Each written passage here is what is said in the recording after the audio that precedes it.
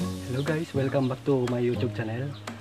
May bagong video na naman ako guys na gusto kong i-share kung paano alagaan mga pananim gaya ng kamatis, sitaw, mga talong, sili at mga sibuyas. Yan guys, yung mga pananim namin na kamatis. Ito yung style namin sa pag-aalaga ng pananim. Gaya nito, kamatis. Yan. Ito din yung pananim. Ito din yung pananim namin na sibuyas. Ito, sibuyas to. Yan guys. Yan. Ito din yung mga kamatis. Medyo malalaki na to eh. Malalaki na din yung kamatis namin. Yan. So iba, ayun, laging lipat pa lang kaya ganyan. Malay-layin.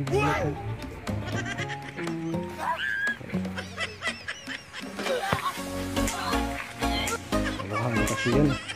Sitaw, kamatis, sili, tahong.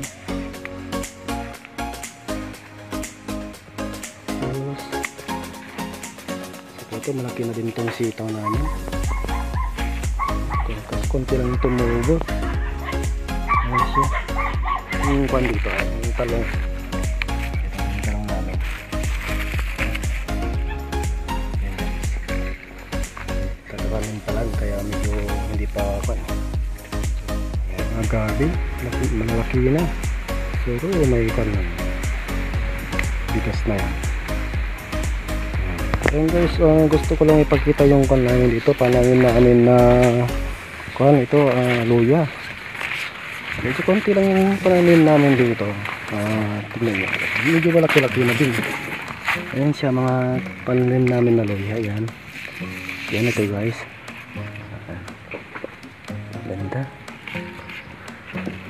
Sarap yan pa. Tama itong kwan. Ito. Yung dahon niya, yung bango. Ayan guys. Ito yung paligid namin.